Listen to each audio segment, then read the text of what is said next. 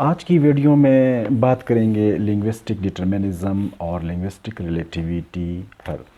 Linguistic relativity اور linguistic determinism یہ ایک ہی ہائپوتھیسز کے دو ورژنز ہے۔ اس کو اسٹرانگ ورژن اور ویک ورژن بھی کہا جاتا ہے، اور اس ہائپوتھیسز کو سپیر اور وولف نے مل کے پیش کیا تھا امریکہ میں۔ یہ دونوں امریکنز تھے۔ سپیر ٹیچر تھے، وولف اسٹوڈنٹ تھے، اور انہوں نے یہ نظریہ پیش کیا، یہ ہائپوتھیسز پیش کیا کہ لینگویج ڈٹرمنز تھاٹس۔ یہ لینگویج ڈٹرمنز تھاٹس کا جو ورژن ہے اس کو اسٹرانگ ورژن کہا جاتا ہے، اور لینگویج میں انفلوئنس تھاٹس اس کو ویک ورژن کہا جاتا ہے۔ لنگوسٹک ڈٹرمنزم کا مطلب یہ ہے کہ language is a kind of prison for its speakers. Speakers اس سے باہر نہیں نکل سکتے۔ اسپیکرز کی سوچ اور ان کے جو تصورات ہے، ان کا جو ذہن ہے، وہ صرف لینگویج ہی ڈٹرمن کرتی ہے۔ یہ اسٹرانگ ورژن ہے، لیکن ابھی جو لنگوسٹکس میں ریسرچ ہو رہی ہے اس میں لنگوسٹک ڈٹرمنزم کو ایک قسم ڈسکارڈ کیا گیا ہے کہ یہ پاسبل نہیں ہے، کیونکہ اگر لنگوسٹک ڈٹرمنزم ہی ہوتی تو پھر ایک لینگویج سے دوسری لینگویج میں ٹرانسلیشن کیسے ممکن ہوتا، یا پھر ایک اسپیکر کے لیے ملٹی لینگول کیسے بننا ممکن ہوتا۔ ایک اسپیکر مختلف زبانیں سیکھ سکتا ہے، ٹرانسلیشن ہو سکتی ہے۔ تو اس لیے لنگوسٹک ڈٹرمنزم جو اسٹرانگ ورژن ہے اس کو ابھی زیر بحث نہیں لایا جاتا، بلکہ لنگوسٹک ریلیٹیویٹی جو ہے کہ لینگویج میں انفلوئنس تھاٹس، یہ اس پر بحث ہوتی ہے۔ اس پر کافی ایکسپیریمنٹس ہوئے ہیں، میں آپ کو ابھی چند ایکسپیریمنٹس بتا دیتا ہوں، اور پھر اس کو ہم ڈسکورس سے ریلیٹ کریں گے کہ کس طرح language determines language influence thinking, and how then thinking influence language.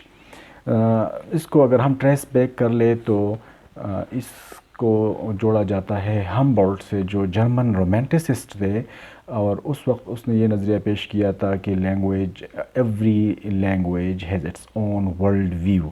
وہ اپنے ایک حساب سے، اپنے ایک اندازے سے دنیا کو دیکھتی ہے، کوئی بھی زبان۔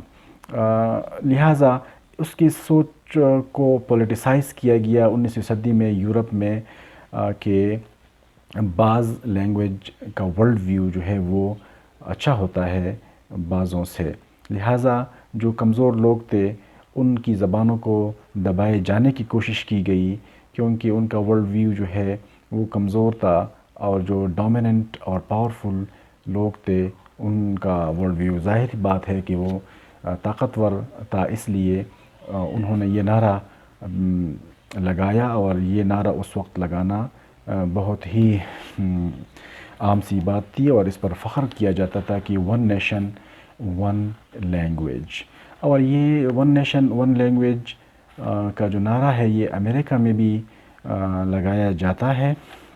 وہاں بھی تقریباً 300 تک زبانیں بولی جاتی تھی، اب اس میں 165 لینگویجز رہ گئی ہیں، کیونکہ وہ بھی اس چکر میں ہے کہ one language and one nation.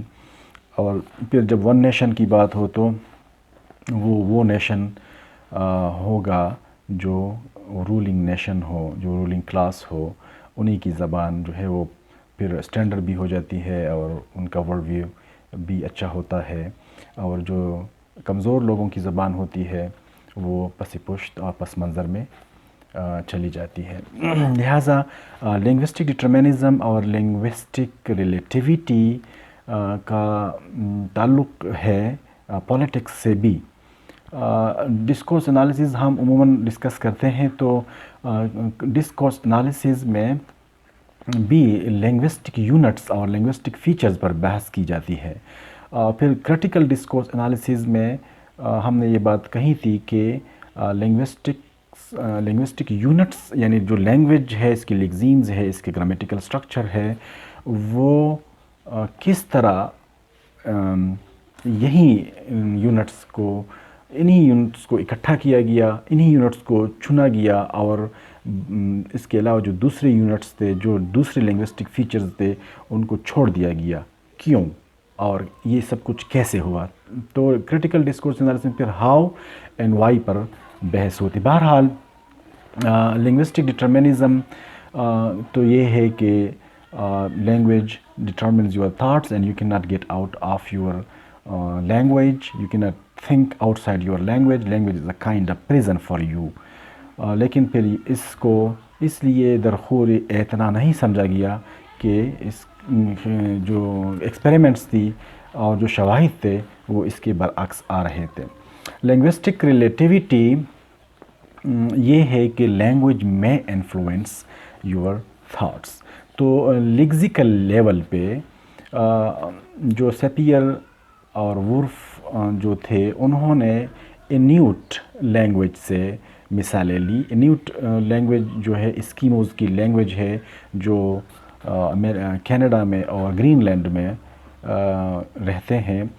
تو ان کی زبان میں سنو کے لیے مختلف الفاظ موجود ہے.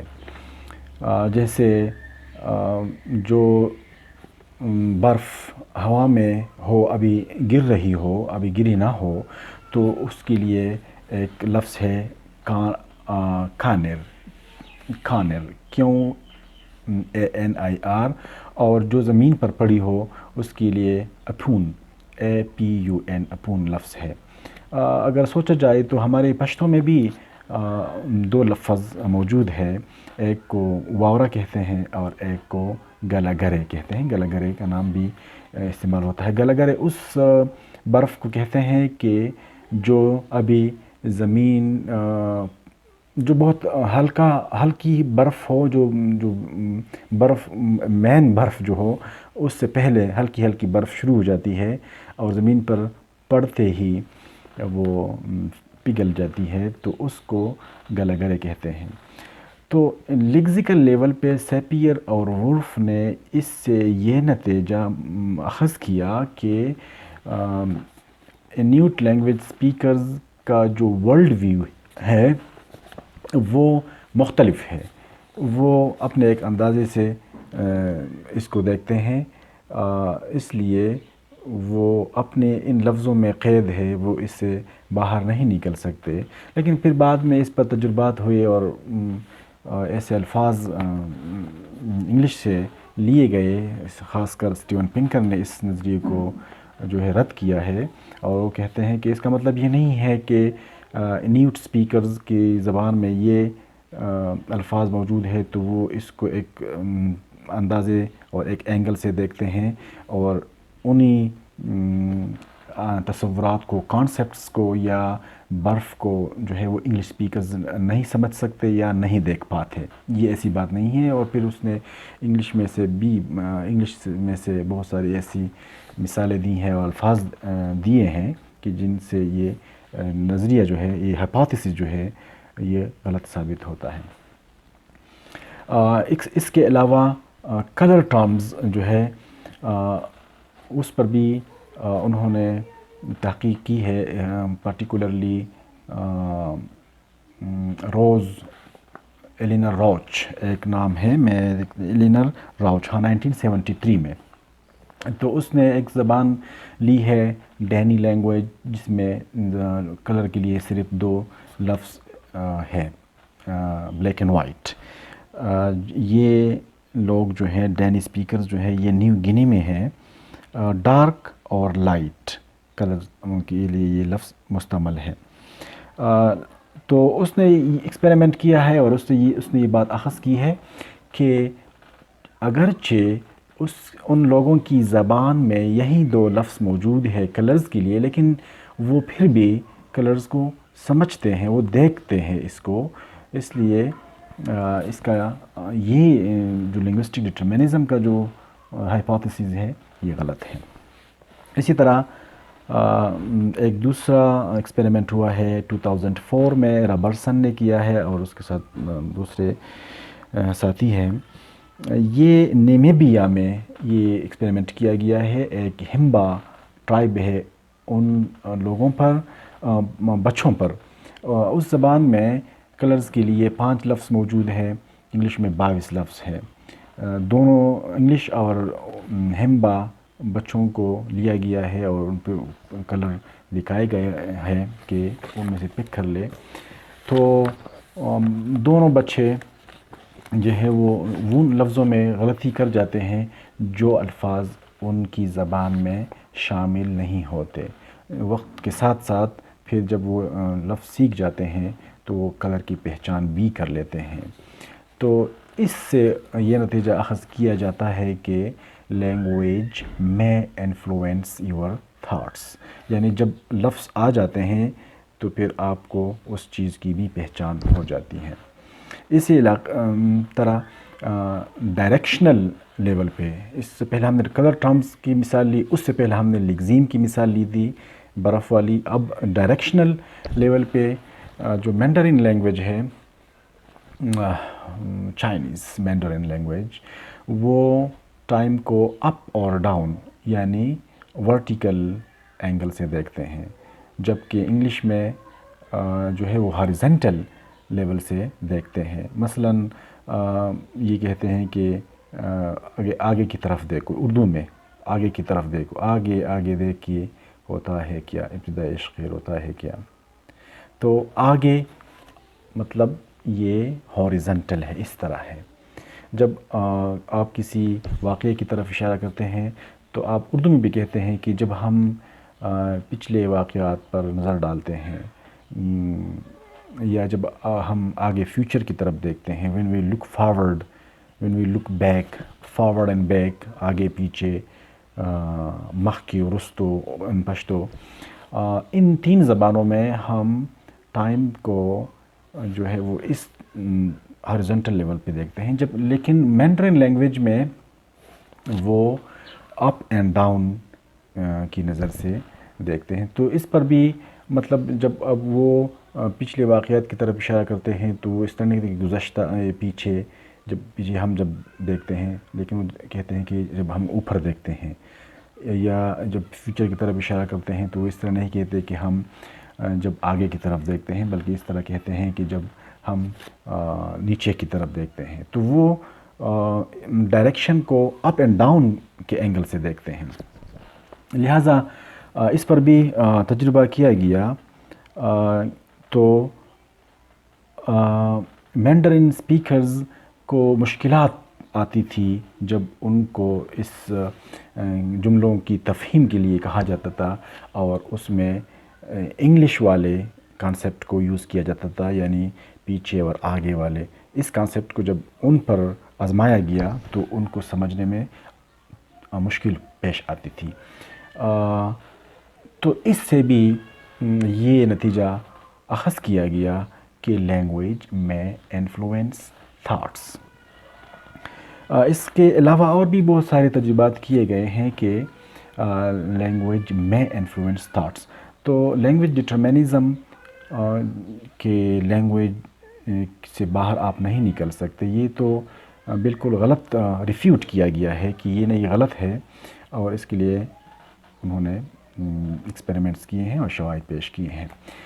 لینگوسٹک ریلیٹیویٹی کا جو کانسیپٹ ہے وہ اس طرح ہے کہ language influence thoughts and then if we take it into critical discourse analysis, thoughts influence language. مثال کے طور پر language itself is a perspective. Up and down کی جو ہم نے مثال لی، یا جو فارورڈ اینڈ بیک کی جو ہم نے مثال لی، تو already a perspective has been interwoven into language.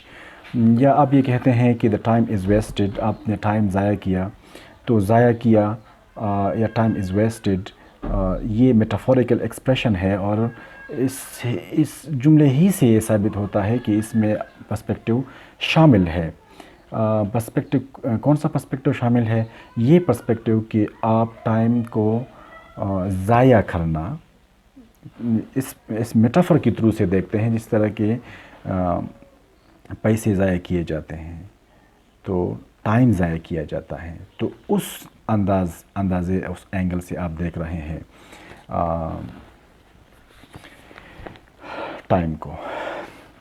लिहाजा इब्तिदाई से इसमें पर्सपेक्टिव शामिल किया। मतलब जब लेक्सिकलाइजेशन किसी लैंग्वेज में इनिशियली होती है तो जो इनिशियल स्पीकर्स है वो किस नुक्ता नज़र से दुनिया को देखते हैं, वो इसके लफ्ज़ों से, इसके कनोटेशन से, लफ्ज़ों के साथ जो एसोसिएटेड कॉन्सेप्ट्स होते हैं वो, और इसके मेटाफर से वो अंदाज़ा लगाया जाता है कि इसमें पर्सपेक्टिव ऑलरेडी शामिल है। फिर जब बच्चा सीखता है और उसको लैंग्वेज अपने पेरेंट्स से, अपनी सोसाइटी से लैंग्वेज समझ में आ जाती है, तो वही पर्टिकुलर पर्सपेक्टिव जो उसकी सोसाइटी का पर्सपेक्टिव होता है वही बच्चे के जहन में आ जाता है और वो दुनिया को उसी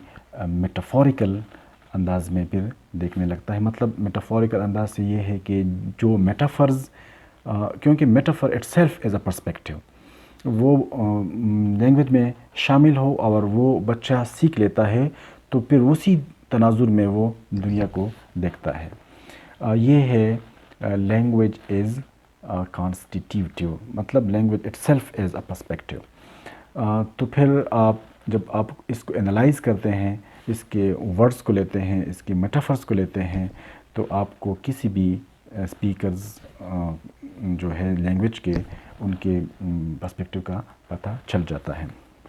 इसी तरह language affects that, particularly politicians जो है या मुख्तलिफ़ आइडियालॉजीज़ हो सकती हैं, वो लफ्ज़ों के इंतखाब, मेटाफर्स के इंतखाब, ग्रामेटिकल स्ट्रक्चर के इंतखाब से आपके सोच को मुतासिर करते हैं वो लोग, और इससे आप का जो जहन है वो अपनी मर्ज़ी और अपने मकासद के मुताबिक वो मोड़ लेते हैं।